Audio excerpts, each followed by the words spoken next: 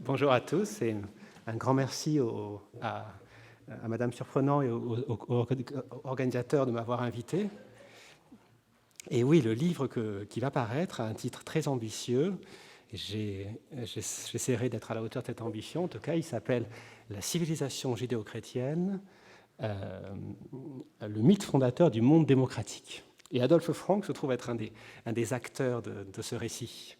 Monsieur Compagnon disait tout à l'heure qu'on ne parlait pas assez du christianisme, de la religion majoritaire. J'ai un peu trouvé la parade puisque je parle du judéo-christianisme, un petit peu, un petit peu des deux. C'est pas qu'une boutade, je vais essayer de le montrer.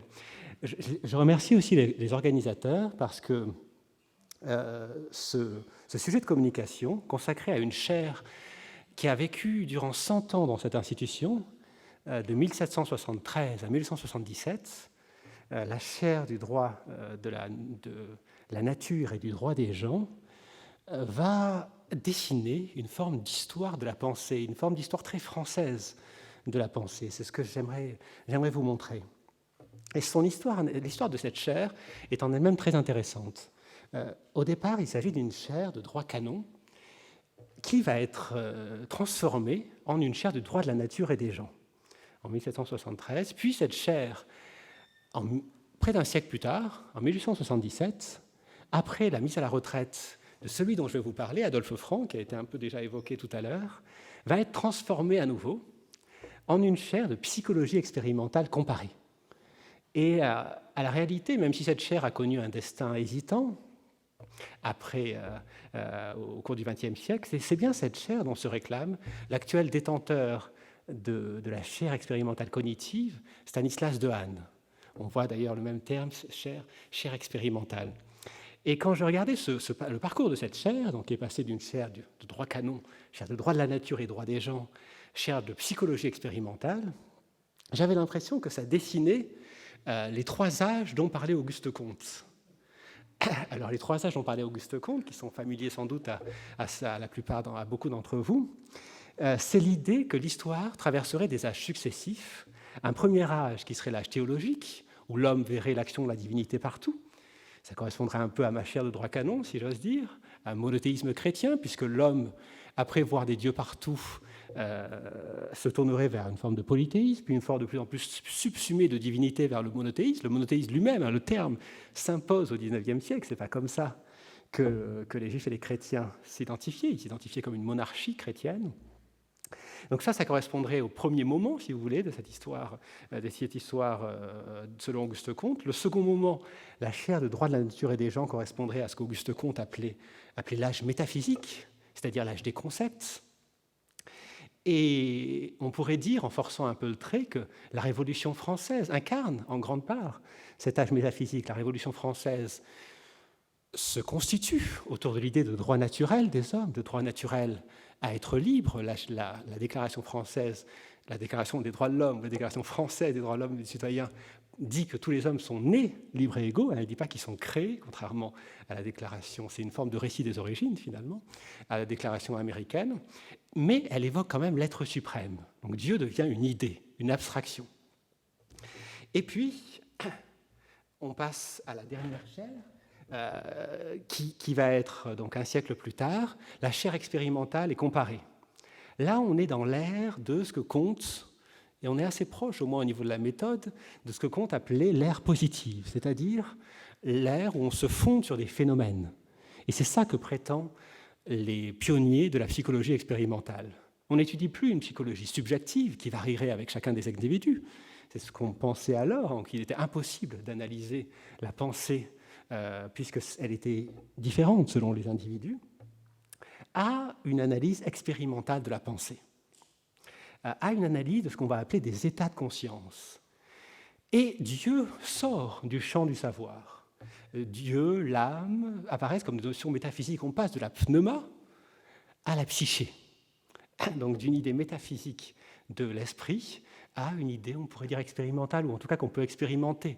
Le fondateur, le grand nom de cette science nouvelle étant William James, pour qui toute observation d'un objet pouvait se traduire dans un état unique de la conscience. On pouvait matérialiser le flot, ce qu'il appelait le flot de la pensée. Il comparait la pensée à un oisillon qui irait d'endroit à endroit pour décrire justement cette idée d'un flot de la pensée. Donc l'idée d'une histoire qui serait une succession de phénomènes, une succession de causes. La chose qu'il faut dire, c'est que cette chaire qui naît en 1887, donc une fois que Adolphe Frank, dont je vais parler, prend sa retraite, est une chaire contrariée, si j'ose dire. Ce n'était pas du tout le souhait d'Adolphe Frank. Et là, on va voir les différentes dimensions, si j'ose dire, de l'institution, de la succession des chaires, de la construction des chaires dans l'université. Adolphe Frank voulait son propre disciple, Henri Joly, qui était comme lui, un mouvement dont je vais parler aussi, qui était comme lui un disciple du spiritualisme. L'idée que l'esprit était incarné dans une substance, c'était une réalité. Et ce candidat ne va pas être élu par l'Assemblée, qui va lui préférer un autre candidat qui a alors un cours de psychologie expérimentale au Collège de France, le tout premier du nom. Il est d'ailleurs chargé de cours, on n'ose pas créer un cours pour lui, qui s'appelle Théodule Ribaud. Théodule Ribaud obtient les 2/3 des votes de l'Assemblée. À cette époque-là, je vous avoue que je ne sais pas comment ça se passe aujourd'hui, mais à cette époque-là, il y avait un premier vote au sein de l'Assemblée des professeurs, puis un second vote par les membres de l'Institut. L'Assemblée des professeurs vote pour Théodule Ribaud. L'Institut, qui est dominé par ces spiritualistes, notamment par Adolphe Frank, met son veto, s'y oppose. Et la décision va revenir au ministère, à Louis Liard, qui, sous la férule de Renan, qui était alors administrateur du Collège de France, va imposer la nouvelle chaire. Alors, sous quel prétexte, ou sous quelle raison, il va imposer cette nouvelle chaire? Il impose, je le cite, au nom de la science qui est en train de se faire. Il y a à la fois donc l'idée d'imposer une nouvelle science, la psychologie expérimentale, et de ne pas être à la traîne par rapport aux autres États, et notamment par rapport à cette science expérimentale qui se développe aux États-Unis. Et William James est très lié à Théodule Ribaud. Lorsqu'on lit la correspondance entre les deux hommes, Théodule Ribaud lui parle de son combat comme le combat d'une cause. Il faut défendre la cause de la psychologie expérimentale. Et le droit de la nature, comme il nous apparaît encore aujourd'hui, apparaît à ces hommes-là comme un terme suranné, un terme qui sent son Grotius, son Pufendorf. Ces deux noms-là, c'est des noms du théoricien de ce qu'on a appelé le droit naturel moderne, un droit naturel qui tend à se fonder sur la raison seule, pour résumer très sommairement, selon une expression de Grotius qui est très connue, penser la nature de l'homme comme si Dieu n'existait pas. Et c'est précisément, comme je l'ai dit, cette discipline qui va être confiée à Stanislas Dehaene en 2005, donc l'actuel détenteur de la chaire de psychologie expérimentale cognitive. Et d'une certaine manière, Stanislas Dehaene reprendra un programme qu'on pourrait presque appeler positiviste. En tout cas, il y a des élans très positivistes dans son programme. Je vous cite la dernière phrase de sa leçon inaugurale au Collège de France. Il dit qu'il est heureux de vivre dans un temps où les progrès de la psychologie et de l'imagerie médicale nous permettront de pénétrer, comme dans un crâne ouvert, c'est son expression, l'invisible de la pensée. Et cette phrase ferait sans doute très peur, effraierait sans doute notre Adolphe Frank. Et il serait peut-être rassuré aussi de se dire qu'on n'y est pas encore. On n'a pas encore réussi à retracer l'invisible de la pensée. Il ne parle pas, Stanislas Dehaene ne parle pas d'âme, il ne parle pas de Dieu, il parle de conscience. Et comment il définit la conscience? Comme une sortie de l'état de veille, comme un état de vigilance. Il semble donc que ce droit de la nature et ce droit des gens ait bien été quelque chose de vieillot, de suranné. Mais ce qui est intéressant, c'est quand la chaire a été créée, elle est plutôt conçue comme une chaire moderne. C'est plutôt une manière, là aussi, si j'ose dire, de se mettre au diapason d'une science ou d'un courant de pensée qui est présent dans la plupart des capitales européennes. C'est ce que vont dire ceux qui défendent le projet. Ils vont dire qu'il existe des chaires du droit de la nature dans différentes villes, même en Suède, en Allemagne, etc. La première étant été donnée à Pufendorf en 1672. Droit de la nature et droit des gens, c'est le titre d'un de ses ouvrages, et que la France n'a pas de chaire. Et c'est intéressant aussi de voir que Louis XVI, qui donne son accord au projet, va exprimer très vite ses réticences. Il va se dire qu'il y a quelque chose peut-être de dangereux dans cette idée de droit de la nature. On pourrait dire que la Révolution n'y a pas totalement donné tort. Donc ce droit de la nature, qu'est-ce donc? Un droit qui apparaît suranné aujourd'hui, mais qui a pourtant un potentiel, ou qui a eu un potentiel vraiment révolutionnaire. Alors, avant de répondre à cette question, je vais encore me référer à un autre professeur actuel du Collège de France, qui va être un des rares à se référer à ce droit de l'histoire de la nature et du droit des gens. Il s'agit de Philippe d'Escola, à qui s'est vu confier une chaire d'anthropologie de la nature. Et dans sa leçon inaugurale, il évoque cette chaire de droit de la nature et droit des gens. Et il la définit ainsi, par une expression qui me semble un peu vague, ou en tout cas je l'ai trouvé vague. Vous me direz ce que vous en pensez. Il dit que c'est un mélange de philosophie morale et d'histoire des institutions, un mélange qui préfigure l'anthropologie sociale. Alors, ce qu'il entend par là, c'est que le droit des gens a tracé une rupture nette entre les sciences de la nature et les sciences de la culture. Et il en voit le principal témoignage dans la division qui existe au début du XIXe siècle entre, d'un côté, l'histoire naturelle qui est confiée à Cuvier et cette chaire, justement, du droit de la nature et du droit des gens. Donc il y aurait là une forme de, selon Descola, dans sa vision, une forme de péché originel, une division qui est une forme de péché. Pourquoi? Parce qu'on sépare la science de la nature, la science qui étudie les phénomènes physiques, la science de la vie, et la nature humaine. Alors que pour lui, la nature humaine est une fiction totale. On sépare les sciences de la nature et les sciences de la culture. Et il se demande d'ailleurs, qu'est-ce qui se serait produit si on n'aurait pas gagné du temps si Alexander de Humboldt, qui est pour lui l'un des précurseurs, sinon le précurseur de l'anthropologie, n'avait pas été nommé au Collège de France lors de son passage à Paris. Pourquoi? Parce que cette division entre nature et culture, ce qu'il appelle dans ces termes à lui l'ontologie naturaliste, est à l'origine évidemment d'une distinction très, au moins malheureuse, et le terme est évidemment léger, entre colonisés et coloniaux.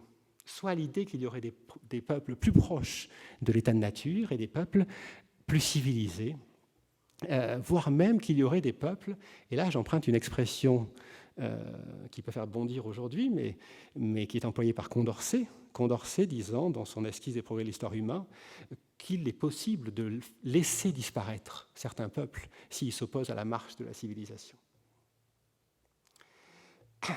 Donc évidemment qu'il y a une histoire, on pourrait dire, funeste, de cette conception de la nature humaine comme absolument singulière, comme opposée au reste du monde.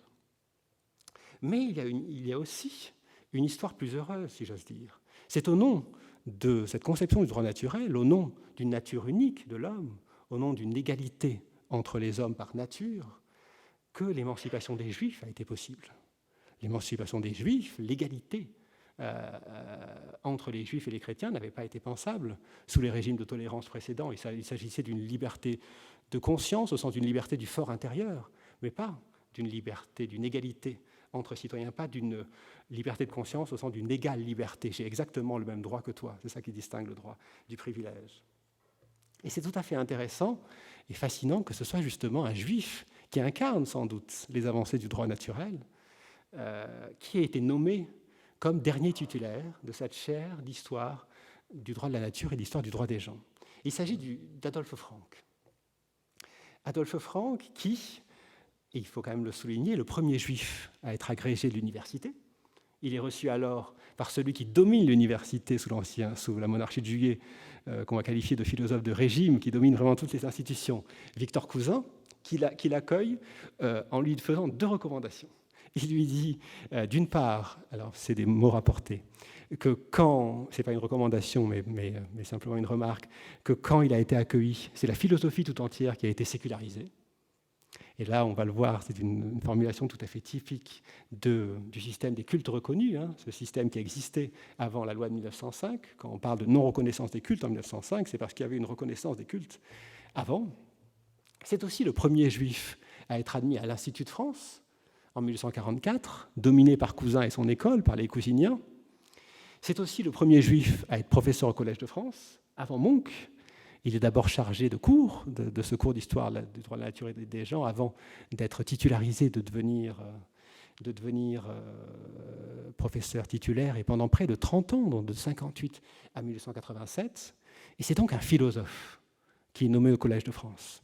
Et c'est là aussi un symbole, parce que pour les Juifs du temps, je l'évoquais un peu tout à l'heure, la philosophie, c'est la discipline juive par excellence. On ne compte pas les écrits de Juifs français, surtout, qui disent qu'ils doivent leur émancipation à la philosophie. Et c'est aussi la discipline à laquelle ils ont eu le plus de mal à accéder. Là aussi, il y a beaucoup de témoignages durant la Restauration, donc bien après la Révolution qui a donné la citoyenneté aux Juifs, où des Juifs qui ont obtenu même l'agrégation sont empêchés d'enseigner par le clergé local. Et c'est véritablement la monarchie de Juillet qui va libérer l'étau. On va voir les premiers, on a beaucoup d'exemples comme ça. Donc une égalité à l'emploi qui est formelle, mais qui en l'occurrence n'a pas été réelle. Donc c'est tout un symbole qu'il s'agisse d'un juif. Et j'ose même dire, je vais essayer de le montrer, un philosophe qui est presque autant judéo-chrétien, imprégné de culture chrétienne que juif. Et derrière ça, il y a un certain récit de la modernité. Donc ce que j'aimerais faire ici, c'est de montrer en quoi cette chaire d'histoire du droit de la nature et du droit des gens, telle que Adolphe Frank l'a incarnée, incarne un moment central dans l'histoire de l'esprit, ou de l'esprit français, si j'ose cette expression entre guillemets. Un moment dont on pourrait retracer l'origine chez Maine de Biran, à qui on doit le terme spiritualisme, un terme d'ailleurs qui disparaît en 1935 dans l'édition de l'Académie française, comme le terme de spiritualiste, donc qui va apparaître en 1830, qui vraiment incarne un siècle de la pensée française. Donc en quoi ça incarne une histoire de la pensée qui irait de Cousin, de Maine de Biran et Cousin à Bergson. Bergson qui va employer le terme de judéo-christianisme, surtout évidemment dans le dernier Bergson, le Bergson des deux sources de la morale et de la religion, qui est écrit en 1932. Et le climat, le contexte de l'époque, le contexte y compris politique, y a son importance. Et je voudrais montrer aussi en quoi Adolphe Frank a construit, pas consciemment, il y croyait, un récit plus large de la modernité. C'est ce que j'ai étudié, c'est-à-dire ce que j'ai appelé ce qu'on appelle la civilisation judéo-chrétienne, qui s'opposait à un autre récit de la modernité, qui était celui de la civilisation chrétienne, l'idée que le christianisme contenait en germe l'histoire de la civilisation. Puisqu'au XVIIIe siècle, je le rappelle, le mot de civilisation s'emploie sans épithète. Il n'est lesté d'aucun épithète. Il s'emploie tout seul. On ne parle pas de civilisation chrétienne, on ne parle pas de civilisation judéo-chrétienne, on ne parle même pas de civilisation occidentale. Là, c'est vraiment ce que les Anglais appelleraient une world history, une histoire simplement des mots. Alors, je vais essayer de retracer cette histoire en 3 temps. Je suis désolé, il n'y a pas de magnifique titre en gros. Le premier temps, ça sera de comprendre ce qu'est le spiritualisme français. J'ai intitulé cette partie « Science spirituelle et science positive », parce que les spiritualistes voulaient incarner une certaine idée de la science. Le dictionnaire que dirige Adolphe Frank s'appelle le dictionnaire des sciences philosophiques. Donc sciences naturelles et sciences positives.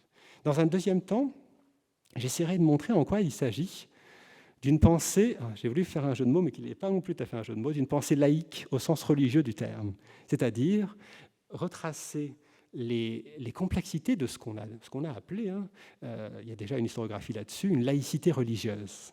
Et en l'occurrence, je crois, une laïcité judéo-chrétienne. En quoi Frank va défendre une certaine conception française des relations entre les églises et l'État, qui n'est pas celle de la séparation, une histoire de la laïcité avant la laïcité. Et en quoi, surtout, il va penser cette histoire des relations entre les églises et l'État comme un modèle universel. Pour lui, le système qui existait alors, celui du concordat, qu'il voudrait généraliser l'usage, des concordats, devrait être le modèle universel des relations entre l'Église et l'État. Donc on a bien toujours cette prétention universelle. En un dernier temps, j'essaierai de voir en quoi il s'agit d'un récit de la modernité démocratique. Donc, dans un premier temps, je vais m'intéresser au rapport qu'il y a entre le spiritualisme, ce courant que je n'ai pas encore vraiment défini, qu'incarne Frank. Frank a pu être appelé un orthodoxe de la pensée cousinienne, et la science positive. Et je vais essayer de définir ce courant en étudiant ce qu'on pourrait appeler un cas d'école. Ce cas d'école, c'est cette guerre de succession qui s'est produite justement après la succession d'Adolphe Franck, entre justement le spiritualisme et Théodule Ribot, qui va être en charge donc, de la nouvelle chaire de psychologie expérimentale. Et cette question va tourner en particulier autour d'un thème, celui de l'hérédité. L'hérédité, ce que Ribot va appeler l'hérédité psychologique, c'est le thème de la thèse de Théodule Ribot. Et Franck est présent, est un membre du jury de cette thèse, qui est soutenu, si ma mémoire ne me trompe pas, alors c'est 1872, je crois, mais peut-être c'est 1877, excusez-moi, dans les années 1870. Donc une dizaine d'années avant qu'il obtienne la chaire. Et Franck a une réaction quasi épidermique à cette thèse. Il va dire que l'hérédité n'existe pas, qu'elle est une insulte à la liberté humaine, qu'elle est une insulte au pendant de la liberté, qui est l'idée de devoir. Car la liberté est ici pensée, en continuité avec donc, la Déclaration des droits de l'homme, comme une égale liberté. Autrement dit, je suis libre dans la mesure où mon prochain est libre. C'est une liberté donc, de ne pas être soumis, mais aussi un devoir de ne pas soumettre. Et pour lui, l'hérédité met en péril cette conception même de la responsabilité humaine, ce que Lévinas appellera plus tard la responsabilité pour autrui. Idée qui ne peut que découler à ses yeux de l'amour de Dieu, c'est-à-dire de l'idée de personnalité de Dieu. Je vais y revenir. Et durant cette thèse, Ribot avait prononcé une phrase qui avait certainement suscité l'ire de Franck. Il avait dit, et on rejoint un thème qui a été déjà évoqué par M. Laurence, que la race sémitique, je le cite, était incapable, donc il reprenait l'idée de Renan, était incapable de spéculation, incapable de pensée abstraite. Alors pour Renan, M. Laurence l'a dit, la race n'était pas équivalent à une race physiologique, ce n'était pas défini par des traits du visage ou des traits ou des caractères physiologiques. C'était entendu largement comme une notion qui reposait sur la langue, qui reposait sur l'étude des textes, on pourrait dire historico-culturelle, aussi fondée sur, on pourrait appeler une certaine idée d'un rapport à la terre. Mais quand on lit l'idée de race sémitique à l'hérédité, là on rentre dans le domaine physiologique. Et la question que se pose Ribot, il se fait là plus un disciple de Spencer, qu'il admirait beaucoup, que de son maître, que j'ai déjà évoqué, William James, ou même que de Darwin d'ailleurs, c'est qu'il y a des lois donc physiques de l'hérédité, hein, on a les yeux bleus, etc., parce que c'est les parents, donc il y a des traits physiques, mais il y a aussi des traits moraux de l'hérédité, ce qu'il appelle des lois sociales de l'hérédité, des lois morales et des lois sociales.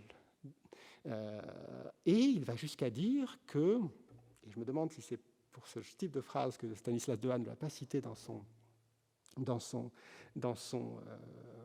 sa présentation, qu'il y a une différence dans la taille du cerveau, et il lie la taille du cerveau à l'intelligence, entre les peuples civilisés, les peuples intelligents, entre guillemets, et les sauvages.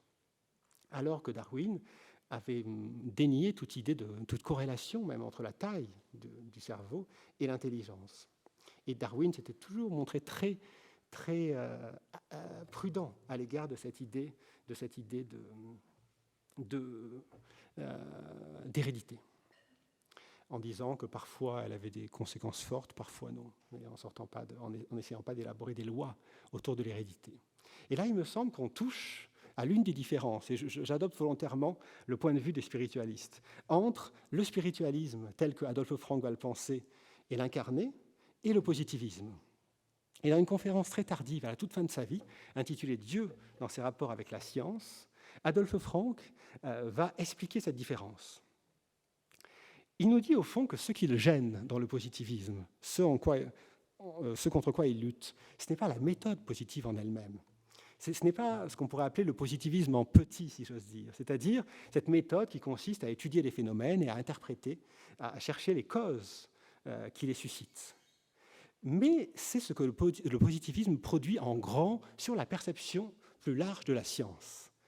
Elle produit, en premier lieu, dit-il, une sédimentation, une fragmentation de la science, alors que les scientifiques jusqu'à Kant, les scientifiques du XVIIIe siècle, se pensaient autant en tant que métaphysiciens, donc ils se posaient autant la question des origines et des fins dernières de l'homme, des causes efficaces et des causes efficientes, et des causes finales, qu'à l'étude de la science de la nature proprement dite.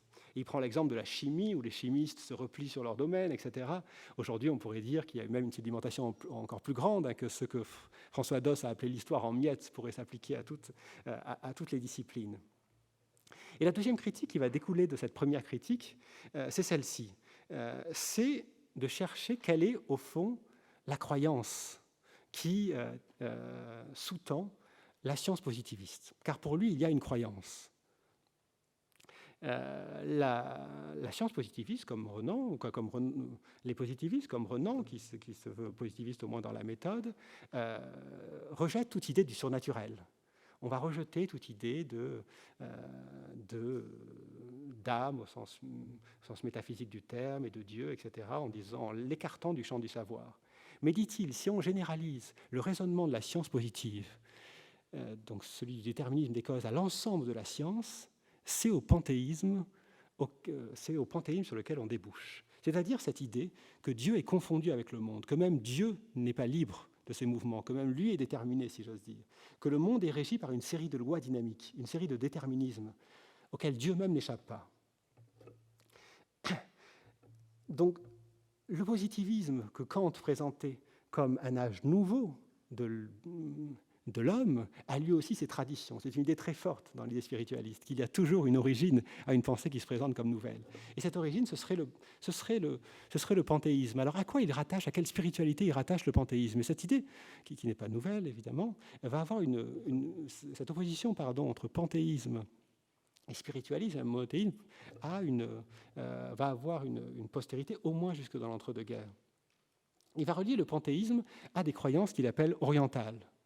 Et il songe en particulier, on l'a évoqué ce matin, aux religions de l'Inde ancienne, auxquelles se rattachent évidemment les partisans d'une généalogie indo-européenne de la civilisation européenne. Une religion qui résume à très gros traits, qui serait une religion de l'évolution constante, une religion dont il trouve même les racines dans la Grecque ancienne, en citant Héraclite, pour qui, alors je cite la citation de Substance, la seule chose d'absolu, c'est que tout est relatif. Et pour lui, on va retrouver cette idée d'évolution, d'impermanence des choses, aussi bien dans ce qu'il appelle l'évolutionnisme que dans l'éternel retour de Nietzsche, que évidemment, tout ça résumé dans cette idée de panthéisme. Et tout cela, il le voit comme des atteintes au principe de la personnalité humaine, comme étant à l'image de la personnalité de Dieu. Alors qu'est-ce qu'on entend, et c'est le dernier point de cette partie, qu'est-ce qu'il entend par personnalité? Dans un texte, le philosophe Jules Lachelet dira que le principal apport de la philosophie spiritualiste, c'était ce concept de personnalité. Un concept qui donnera le nom d'ailleurs du premier cours de Bergson sur la personnalité. Alors qu'est-ce qu'on entend par personnalité? On n'entend pas, pour les spiritualistes, c'est une notion qui est autant morale que politique. Ce n'est pas simplement l'égalité morale des individus, mais c'est bien l'idée de droit de la personne humaine, ce qu'on appellera bien plus tard, qui n'est pas dans la Déclaration des droits de l'homme, une égalité en droit et en dignité. Et peut-être nul spiritualiste n'insiste plus que Franck sur cela.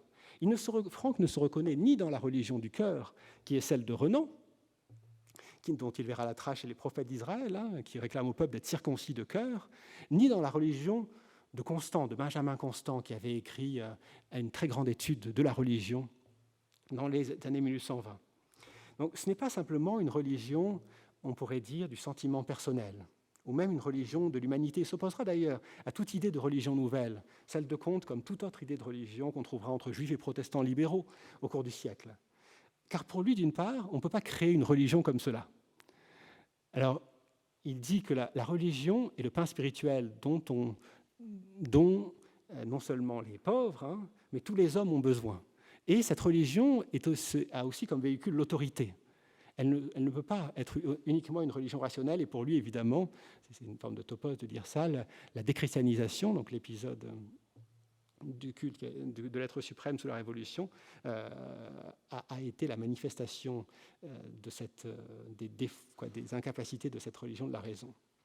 La deuxième raison, à mes yeux, pour laquelle il ne veut il ne croit pas en une religion personnelle ni en une nouvelle religion, c'est qu'il a déjà, on pourrait dire, sa religion nouvelle. Et ça, c'est tout à fait typique du discours de ce qu'on a appelé le franco-judaïsme.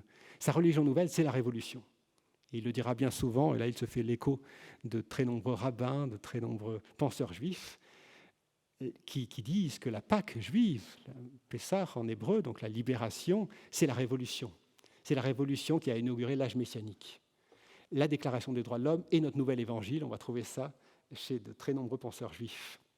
Et quelle est l'idée centrale? Quelle est la liberté fondamentale que met au cœur la Révolution à ses yeux? Et ça aussi, c'est assez commun à beaucoup de penseurs en France, aux patriotes américains et français. C'est la liberté de conscience, bien plus que l'idée de droit de la propriété. La liberté de conscience doit être, dit-il, la religion commune à tous. Il dit que c'est la condition du dogme de... Je ne vois pas du tout. Il ne me reste pas beaucoup de temps. Combien?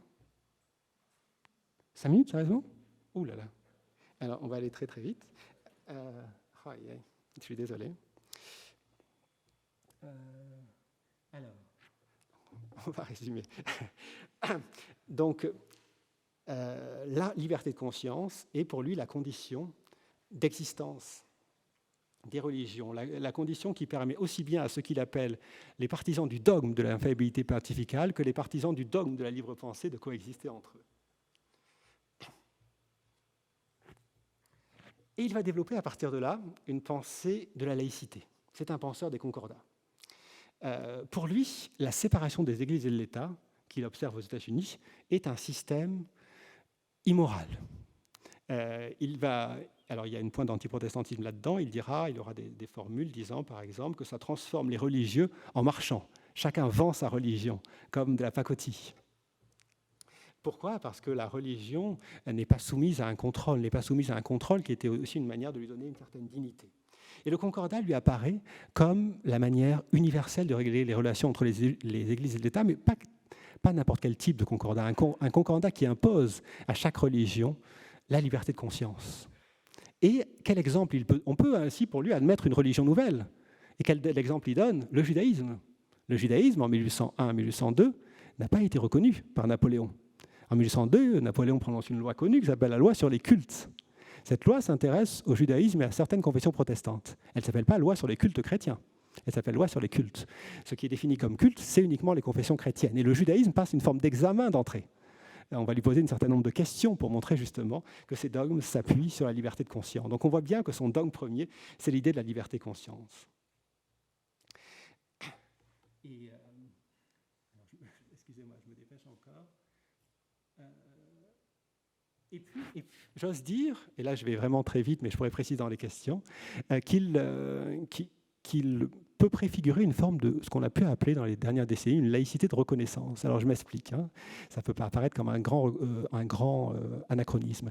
Il va écrire un projet de constitution. Dans ce projet de constitution, il imagine que la France serait régie par 2 chambres. Une première chambre qui serait élue par l'ensemble de la nation, et une autre chambre qui serait régie par les intérêts de la nation, les intérêts supérieurs de la nation. La première chambre serait soumise aux aléas de l'opinion publique et la deuxième chambre incarnerait cette idée d'intérêts généraux. Et parmi eux, à ses yeux, l'intérêt de la religion. Et en disant qu'elle ne serait pas... On pourrait l'interroger sur des cas particuliers, pas sur toutes les questions, pas sur les questions qui auraient trait à la vie nationale. Des questions qu'on pourrait peut-être appeler sociétales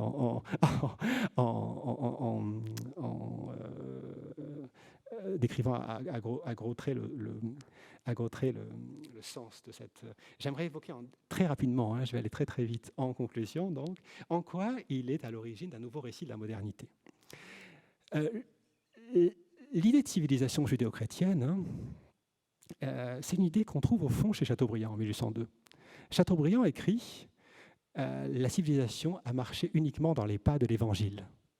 Ni la religion de Brahma, ni celle de Mahomet, ni celle de Confucius n'ont été la religion de Brahma et de Confucius ont été des freins au progrès de la civilisation. » Elle n'est pas simplement donc la pensée d'un écrivain, elle est aussi la pensée d'un système, le concordat. Lorsque les Juifs sont assimilés au culte chrétien, ils sont assimilés en raison des concordances entre l'Ancien Testament qui n'est pas, on l'a compris tout à l'heure, la Bible hébraïque, et le judaïsme. Donc il y a bien une décivilisation judéo-chrétienne. Et s'il y a une idée sur laquelle va insister toute sa vie Adolphe Frank, c'est la continuité entre judaïsme et christianisme. Il va ôter son chapeau, c'est le conseil que lui donnait Victor Cousin. Chaque fois qu'il rencontrait cette figure qui était le fondateur du christianisme, Cousin lui disait « ôtez votre chapeau » chaque fois que dans vos leçons vous rencontrez la figure du fondateur du christianisme, Jésus. Et il dira par exemple que Jésus, que la conception de l'amour selon le christianisme est plus haute que la conception juive de l'égalité. Mais il rappellera toujours que l'amour du prochain est inscrite dans le Tanakh, donc dans la loi juive, l'amour du prochain et l'amour de l'étranger. Et le dernier point sur lequel j'aimerais insister, c'est que dans cette idée de civilisation judéo-chrétienne, il n'y a pas simplement l'idée de continuité entre morale juive et morale chrétienne. Cette idée de monothéisme moral, comme on aura dans la pensée allemande, dans celle d'Hermann Cohen à la même époque. Il y a cette idée que le judaïsme préfigure l'État, qu'il est d'abord, on pourrait dire, une politique, qu'il annonce une certaine forme de gouvernement des hommes. Et en l'occurrence, il n'hésite pas à dire que Moïse a créé une république religieuse. Donc il y a cette idée justement que non pas le prophétisme, mais le mosaïsme est à l'origine de notre idée moderne du droit. Alors, c'est ça l'idée fondamentale dans la pensée française de la civilisation judéo-chrétienne. En tout dernier mot, j'aimerais dire pourquoi ce moment a été oublié de spiritualisme. C'est sans doute justement parce que cette idée de la laïcité a disparu. Je pourrais développer si vous voulez, je vais très très vite. Et le dernier représentant à mes yeux, que j'ose définir comme un penseur judéo-chrétien, c'est Bergson, dans les deux sources de la morale et de la religion. Bergson va dresser une véritable généalogie entre la supplication des prophètes et de Moïse pour la justice, l'élargissement qu'a constitué la pensée chrétienne vers une moralité universelle et la déclaration des droits de l'homme et du citoyen. Et il emploiera d'ailleurs le mot de judéo-christianisme. Voilà, pardonnez-moi pour avoir dû raccourcir la moitié et la fin de cet exposé. Je vous remercie.